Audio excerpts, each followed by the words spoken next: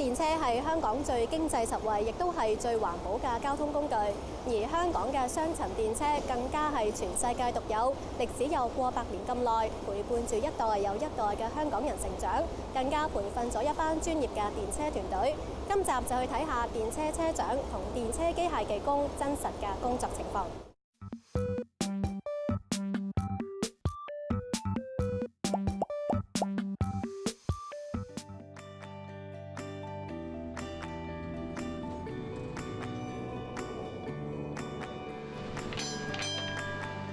呢啲叮叮聲，香港人絕對唔會覺得陌生。仲有車轆同埋路軌摩擦嘅時候所發出嘅聲音。呢種歷史僅次於香港纜車嘅交通工具叮叮。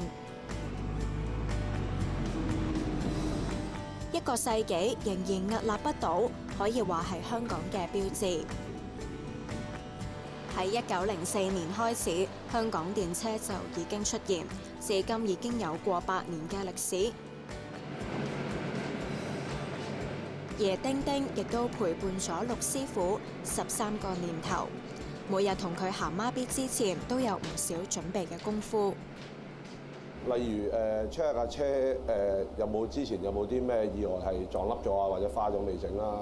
咁啊，所有制動系統啦都要 check 一次啦。例如門啊，咁你都要試下開下，咁先可以正式出廠嘅。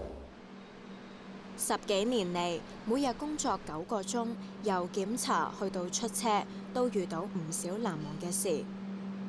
我諗真係打風嘅，因為每逢風季天文台一掛起爆風球咧，咁其實都幾混亂同埋幾狼狽嘅，橫風橫雨咯。啲樹枝直情係即係譬如我啱啱入緊跑馬地啦，咁啲樹枝直情係見唔到路軌㗎啦，已經係即係成條路係真係喺度估緊喺度行緊咁㗎啦。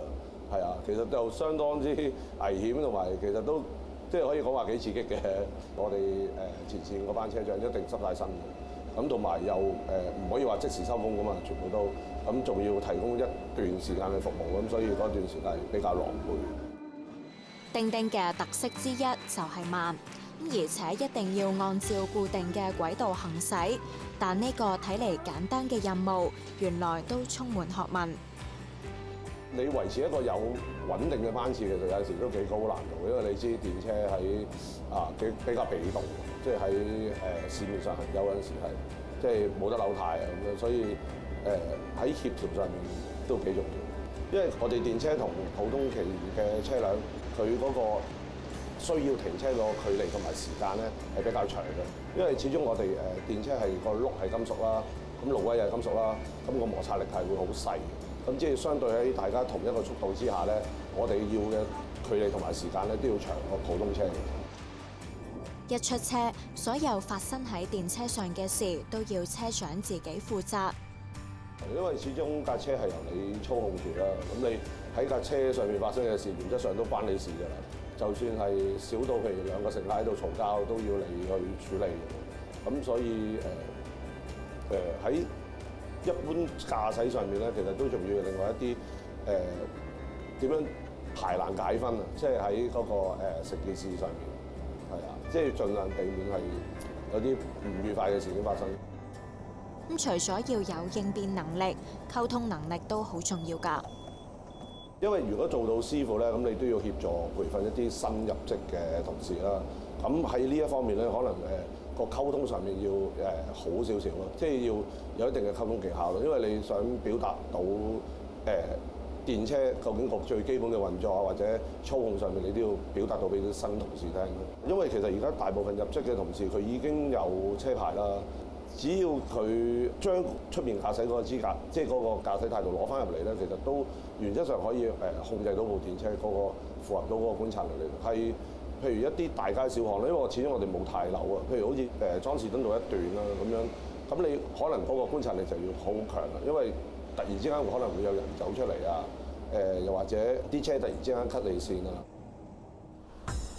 師傅，我哋準備開車啦喎！等等，其實呢一個咧就唔係愛嚟開車嘅，其實呢個係我哋叫輪制，咁其實係其中一個剎車系統嚟嘅。咁我哋通常咧一般喺正常駕駛情形之下咧就係用風掣去停嘅。咁但係當呢一組系統失靈咧，我哋先會用到呢一個㗎。咁如果你 ready 到，我哋而家開車㗎咯。好。OK。控制剎車系統本身已經係一門學問，更何況係電車日常嘅維修同埋保養工作呢？而呢一項重要嘅任務就要交俾背後一班嘅專業團隊。先一翻工之後咧，我哋會報到咗先啦，然之後我哋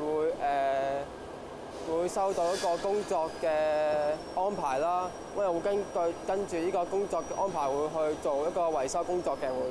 我哋日常嘅工作咧就包括有一個維修電車嘅車底啦，我哋會主要負責上牌啦，上牌去維修電車嘅零件，同埋去保養佢嘅。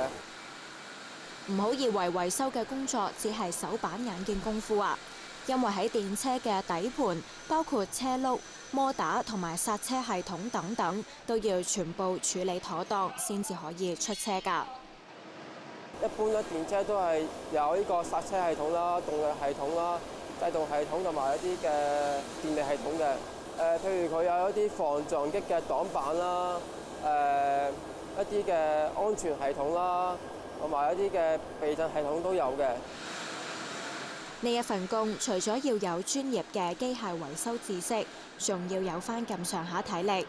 因為走入電車底做維修，甚至落手落腳去推車轆，通通都要做。不過佢哋依然做得好開心。由一個零知識啦，由一個學徒做到一個師傅咧，都好有成功感，又真係有學到嘢啦。同埋真係啲師傅都好肯教我哋工作，同埋一啲嘅人生道理啦，都真係確實令到我好有滿足感啊！咁呢份工咧，雖然有少少辛苦啦，或者有啲艱辛啦，咁但係我覺得佢俾到我一個好難忘嘅工作經歷啦，同埋都好有成就感嘅。就係呢種滿足感，令到電車嘅傳統得以保存，並隨住時代嘅進步不斷創新。電車喺世界性方面咧係比較獨特嘅，咁而雙層電車咧亦都係世界上面獨一無二嘅。咁如果有志加入電車公司咧，咁我哋主要員工咧就有兩個類別嘅。咁第一個類別咧就係車長啦。咁第二個類別咧就係我哋嘅工程技術人員啦。咁首先講到車長先啦。咁車長方面咧，佢哋需要具備有呢個駕駛執照啦。咁亦都要接受8個星期嘅密集培訓。咁主要嘅訓練咧就係關於佢點樣去駕駛嗰個電車啦。咁佢嘅駕駛態度啦。咁乘客嗰個服務啦。咁等等嘅。咁經過考核之後咧，咁佢就可以成為一個正式嘅車長㗎啦。咁而工程人員方面咧，咁佢哋係有嗰個技術啦，咁佢哋需要具備一定嘅專業嘅牌照啦。工程人員方面咧，咁我哋主要分開兩個類別啦。咁一個係工程人員，一個係工程師啦。咁工程人員方面咧，佢一定要具備相關嘅專業牌照啦。咁亦都係有相關嘅工作經驗啦。咁而工程師方面咧，佢亦都要考核到佢哋嘅專業資格啦，咁就可以成為一個正式嘅工程師嘅。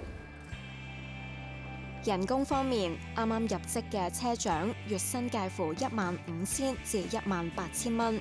至於初級機械技工，一般有16000至2萬蚊。累積一定工作經驗之後，仲有晉升嘅空間。咁而表現良好嘅車長咧，咁佢哋會有機會晉升到去我哋嘅稽查嗰個層次嘅。咁而呢個工程人員方面咧，佢哋亦都係有機會可以晉升到去管工嚇。咁而工程師方面咧，佢哋亦都可以由助理工程師晉升為工程師或者係高級工程師嘅。估唔到嚟到電車嘅中央控制室咧，都會見到一個好似遊戲咁嘅畫面啊！李生啊，想問下你咧，其實呢啲顏色嘅波波係代表啲咩咧？哦，咁其實我哋呢度中央控制室咧係可以睇到晒我哋所有電車嘅資料嘅。咁而每一個波波咧就係代表每一架電車，咁而每一架電車咧都會有佢嘅資料喺度嘅。咁顏色咧係代表呢架電車咧而家係去緊邊一個目的地。咁舉例呢一個咧就上高係黃色咧，就係話佢而家去緊嘅目的地咧就係上環街市。咁而下低紫色咧就係話佢去完上環街市下一程咧嘅目的地咧就將會翻去呢個筲箕灣嘅。呢個系統令中央控制室嘅人員唔單止了解到外面嘅情況，亦都可以即時為車長提供協助，充分體現到科技嘅好處。咁我哋亦都好自豪咁樣係成為香港嘅一個標誌性嘅交通工具。咁嚟方面咧，咁我哋係都希望係可以有呢個使命咧，去盡量保留電車嘅特色啦。咁另一方面咧，我哋亦都係優化我哋嘅電車上面嘅設備。咁我哋而家亦都係用咗好多唔同嘅電子化嘅設備，去提升咗我哋電車嗰個服務嘅。咁而我哋亦會攞得一啲好多唔同嘅數據。咁而我哋電車咧，亦都係全香港唯一嘅交通工具咧，係開放我哋嘅數據俾政府或者一啲其他嘅服務嘅 Apps， 咁去令到市民咧係可以攞到我哋嗰個電車嗰個服務嘅資訊嘅。由以往要買飛先可以上車，到今日可以用八達通。由冇冷氣到舊年開始已經有第一架冷氣電車面世。以往只係大眾嘅交通工具，到而家化身為博物館，甚至可以出租搞活動。外貌變，用途變，不變嘅依然係緩慢嘅行車速度，彷彿為繁忙嘅都市人提供一程車嘅喘息空間。亦都提醒我哋，新舊都可以融洽共存。